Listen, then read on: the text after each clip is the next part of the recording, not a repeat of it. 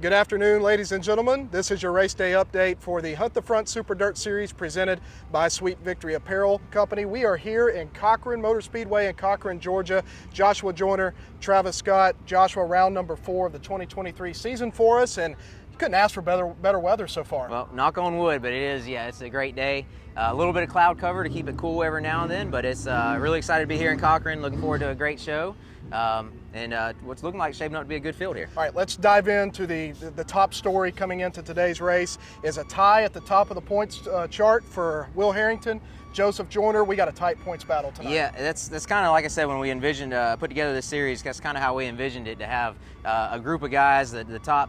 Some of the top guys in the Southeast competing against each other week in and week out, and two weekends in a row now, 2 races in a row, we come into it with a tie. Of course, we had Joseph and Josh Putnam were tied going into Swainsboro a couple weeks back, and now we got Joseph and Will tied. So really interesting to see how that shapes up. I think if you had to see who had the edge coming into this one, I'd give it to Will Harrington, as this is his home track. So you'd expect him to want to take advantage of that, I'd imagine. If you're Will Harrington, you circled this race on your calendar back when we released the schedule back in February, and now we're here.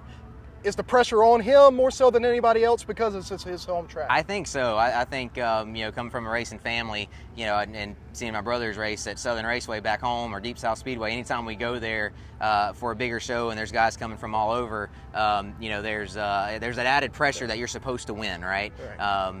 Even against a tough field, you're supposed to do a little better. So I imagine Will's feeling that a little bit. I will say this: a couple years ago, there was a 10,000 to win Crate USA show at Deep South Speedway. I think it was 2020 maybe, to wrap up the season, and Joseph was pressure on him to win it, and Will Harrington was the one who came there and beat him for the 10,000. So I know Joseph's maybe looking to return the favor. I don't know if they both remember that, but I think they'll be two of the ones to watch, our 2 points leaders coming into this. As soon as we're done with this, we'll go remind them of that. Exactly. Make sure we can build that. So our top 15 in points will be here, chasing a good points night. A place like Cochran is going to be an equalizer for a lot of those guys.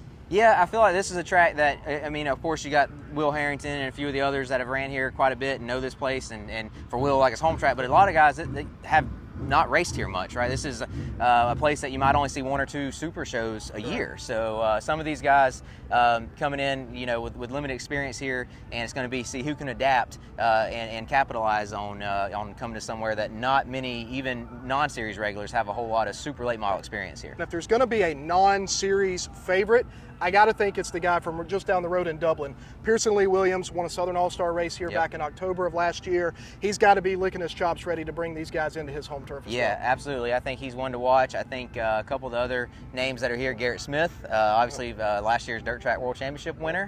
He's going to be pretty good. He was here, practiced last night. Ashton Winger told us he's coming. I think he'll be pretty good. Clay Knight's here.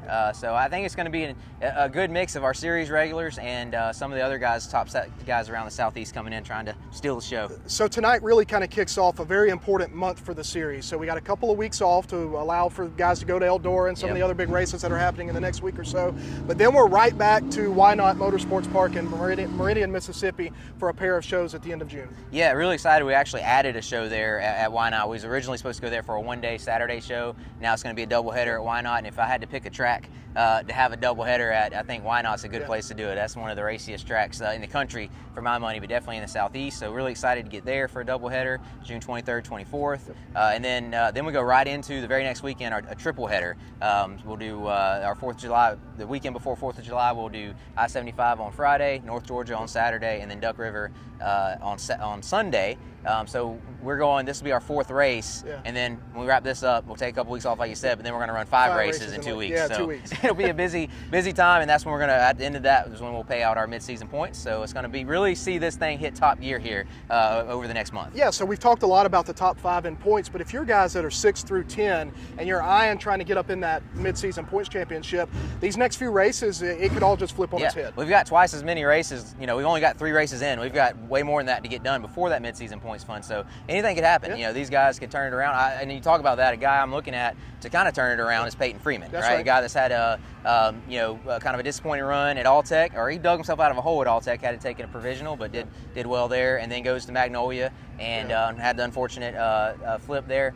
But then he comes back. Swainsboro was fourth, top 5, and then coming here, I imagine he wants to do even better. So he's one that I would watch for. Dalton Cook is one who kind of has been buried in the points because of some bad luck, but could easily turn it around with a good run tonight, and then some good runs going into that 4th of July deal. And our rookie crop, Trey Mills, he has been impressive. He sits atop of the points chase there for the Aces Renovation Rookie of the Year. But Brendan Smith, you've got Jason Croft, you've got Bo Slay, you've got guys that really could just pounce at any moment. Yeah, if I feel like so far it's been Trey Mills and everyone else in the rookie chase, but that, like you said, that could change with one bad night race, could change that, or one mishap, one DNF, or whatever. So those other guys, the other ones you mentioned, really are kind of positioning themselves as who's going to step up and challenge Trey and be there if he kind of slips a little. So you mentioned the additional race at Why Not. You talked about moving North Georgia into the July 4th 3-race triple header.